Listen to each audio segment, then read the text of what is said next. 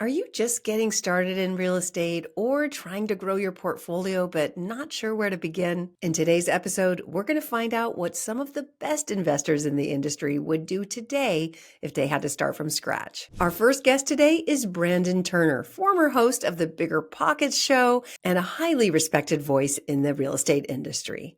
I've got the one and only Brandon Turner here today. Woo! All right, so this is a question. First of all, how long have you been investing in real estate? 40. I bought my first one at 20, so 20 years. 20. Oh, Yeah, man, crazy. he's 40 now. Okay, so if you were, let's say you just stayed doing whatever you were doing at the time, and now Cold you Stone came Creamery, in, scooping ice cream. scooping ice cream Yep. until you were 40, Yep. and then you came to this conference and you're like, wow, I should do real estate. Where would you start today with all the knowledge you have? What would you do? I still love house hacking. I've done it a number of times. I'm doing it right now in my house in Hawaii. Stop there. Yeah. What is house hacking? House hacking Yeah. is where you buy could be a single family house and you rent out the bedrooms. That's how my very first property ever was that way. Or like I have today, I have a house with an extra unit and I rent that unit out. So the theory is, one, you can get low down payment loans, like 3.5%, even 0 in some cases. Because it's your primary. Because it's your primary.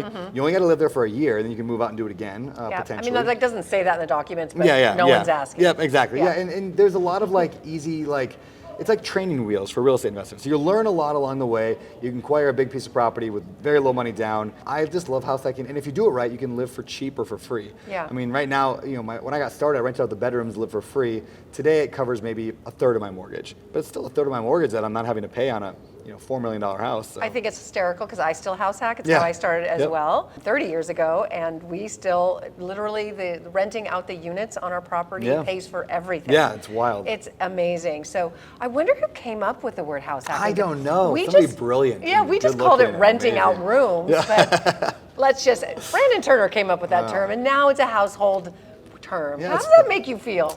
Amazing, yeah.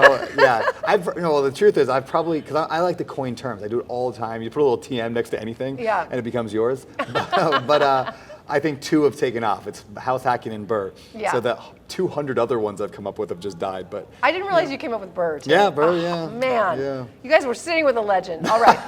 So house hacking would be the first way, and I agree. 3% down. I don't want to hear any excuses. Anyone Yes. can do that. 3% down. You maybe just have to not live in your dream house. That's okay Yeah. as your first house.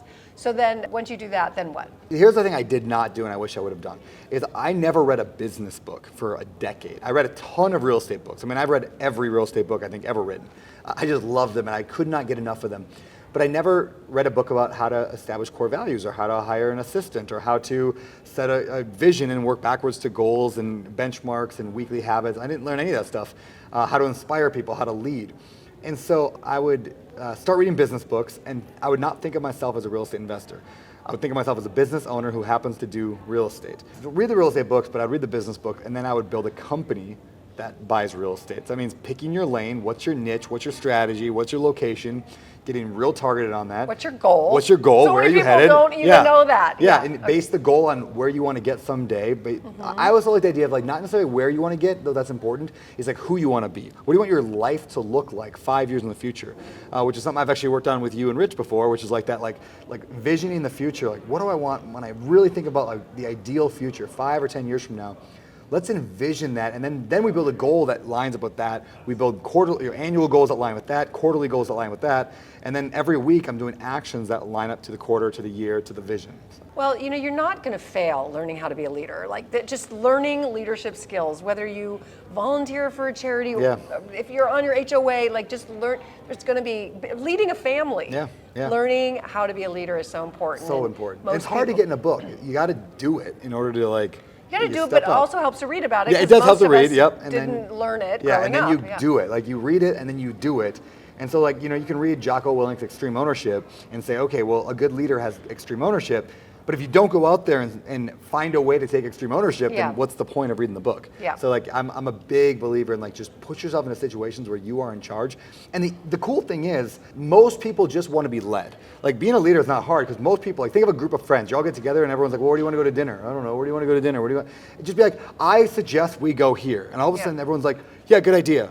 Right. Or not a good idea, but Or not, suddenly, yeah. At suddenly least they somebody, know. yeah. At least somebody said something, Yeah. and now you can pivot. And then they say, "Oh, I don't like that. I'm gluten intolerant." Okay, great. Well, I think we should maybe consider this or this. What do you guys think? Yeah. And all of a sudden, everyone just looks at you as a leader. Yeah. And so leadership is something that you just start small around your circle. And it doesn't mean being bossy. Like leaders are not bossy. They just like Good coordinate. leaders are. Good leaders are. Yeah. Good leaders. We are have not some bossy leaders, Yes. okay? Our next guest is Jay Scott, partner at Bar Down Investments.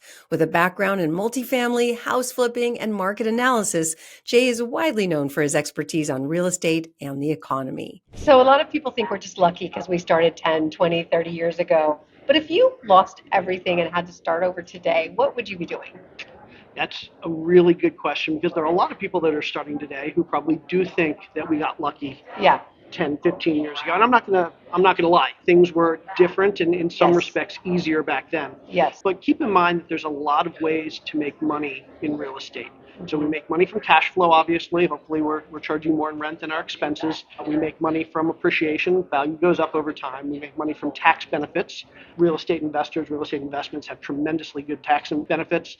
And then finally, we make money from paying down our mortgage or having our tenants pay down our mortgage. And so over time, depending on the economy, depending on interest rates, depending on legislation, the value of each of these benefits of real estate changes. So when I started back in 2008, houses were pretty cheap, interest rates were relatively low, and so I could make a decent amount of money from cash flow. But real estate values weren't going up in 2008. If anything, they were going down. So I wasn't making money from appreciation. Interest rates were in the 6% range, so similar to where they are today. So I wasn't making a lot of money in principal pay down. Tax benefits weren't as good. And so back when I started, yeah, I had some benefits. I could make decent cash flow, but I wasn't getting the other benefits. Today, because interest rates are higher, because prices are higher, it's a lot more difficult to make cash flow and to generate that specific benefit. But the tax benefits today are so much better. In the bill that the Trump administration recently passed, we got 100% bonus depreciation back. We have more opportunity zones. So there's a lot of great tax benefits that I didn't have 17 years ago. Yeah. Interest rates, again, about the same as where they were. So there's no better or worse for paying down mortgage. And today we're getting more appreciation than we were getting back in 2008, 9, 10 when I started. Yeah. And so while it can be more challenging to start today, we just have to think about the benefits of real estate and our plan long term differently than we did then. And so while I was thinking about cash flow 15 years ago when I started, today I wouldn't be thinking about cash flow. Yes. I'd be thinking about the long-term benefits. I'd be thinking about the tax benefits. I'd be thinking about the appreciation over time. What's this property going to be worth in 20 years? What's this property going to be worth in 20 years? And so, yes, it's definitely a different atmosphere than it was 15 years ago, but there are just as many benefits now to real estate as there was then. They're just different benefits. And so if I were starting over today, I would focus on the long-term hold. I would focus on making sure that I was creating a portfolio that not in 2 years was generating a lot of cash flow, but in 5, 10, 20 years, thanks to the inflation we're likely to see, is going to generate tremendous long-term capital gains. I love this so much because too many people are thinking, oh, I don't like my job or I just don't want to work. I want to be retired at 25. Okay, that's great if you have a few $1 million in your pocket. If you're one of the lucky that gets an inheritance and then you can cash flow. But if you think you can cash flow with no money, you might get $50 a month, maybe if you do it really well, but that is not going to retire you. What the goal is to get your portfolio worth $1 million, $2 million, $5 million, so that then you can convert that into properties that cash flow at a later date. And trust me, when you start today, in 20 years, you're going to be sitting in front of a camera like this with someone saying, you're lucky you started 20 years ago. It's harder for us today. People that are starting now don't recognize how much money they lose by paying taxes. And they don't recognize, and I didn't recognize this for a long time after I started investing, that the tax benefits of real estate itself can generate tremendous long-term wealth. If I were to buy a stock today and then in 5 years I realize this isn't the perfect stock anymore, I want to buy another stock, what do? I have to sell it, pay taxes and buy another stock. Yeah. If I buy gold today and then in 5 years decide I'd rather turn that into Bitcoin or bonds or something else, what do? I have to sell the gold, I have to pay taxes on the gains and buy something else. Yeah. Real estate is one of the only asset classes where I can buy something today, and if in 5 years I say, there's a better real estate opportunity out there, I can sell it, not pay taxes yet, and buy that new opportunity. So I can grow my portfolio for 5, 10, 50, for my whole life until I hand it off to my kids without ever paying taxes. There's no other investment strategy on the planet that will allow you to do that. And so that money that everybody else is losing to taxes, we're compounding in our investments. And so if there was no other benefit to real estate than long-term compounding through not having to pay taxes, that in and of itself is a reason to buy and hold real estate long-term. Absolutely. And finally, we have the one and only Brian Burke, a multifamily investor and the CEO of Praxis Capital, with decades of experience building and managing large real estate portfolios. Brian Burke, honor to have you here today.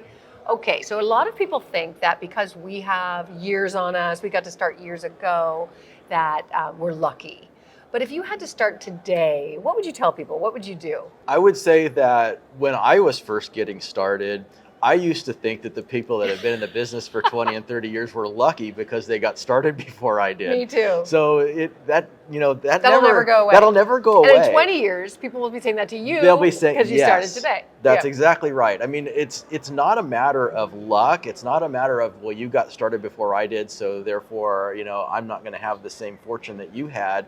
It really is. This is a business of consistency, repetition, showing up every day. And if you do this for long enough, eventually you're going to get asked that question of, if you had to start over today, I wish I would have started when you did, kind of thing. So I think my best advice to anybody is, if you have a dream to be in any business, whether it's real estate or anything else, you just go after it. And the next thing you know, you're going to look back on it and wonder how you got to where you are. Because believe me, every day when I wake up, I pinch myself to see if this is really my life. Oh, I love that. Okay, then more specifically, if you really were starting today, with or without money, let's say you had a job when you started, right? When you started real estate? I had a W-2 job when I started in real estate. So let's just say you have a W-2 job, you're doing pretty well. What specifically would you do today to get started in real estate? I would go find a rundown house that needs a lot of work, and I would fix it up and I would resell it to somebody at a higher price. And while on the side, after work, on the weekends, and I would, while I was doing this, I would take pictures of everything I'm doing.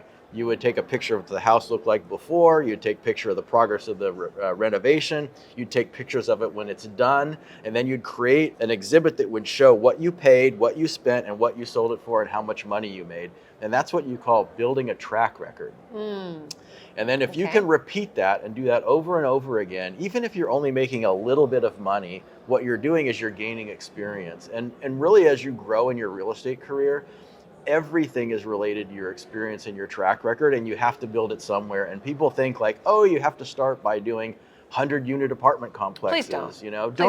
Don't do that. Start small, start with bite-sized things that are within your ability to execute, and document it very, very well, and grow your way up into this business. Starting with a 100-unit apartment building is like going on a Black Diamond ski run on your first day.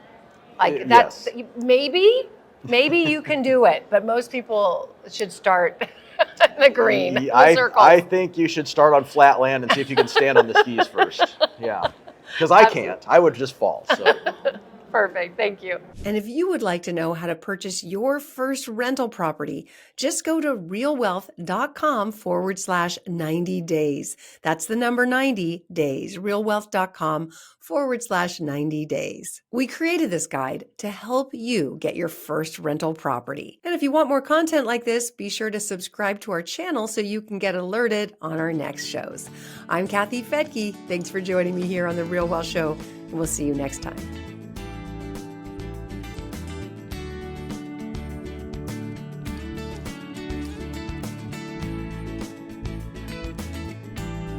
The views and opinions expressed in this podcast are provided for informational purposes only and should not be construed as an offer to buy or sell any securities or to make or consider any investment or course of action. For more information, go to realwealthshow.com.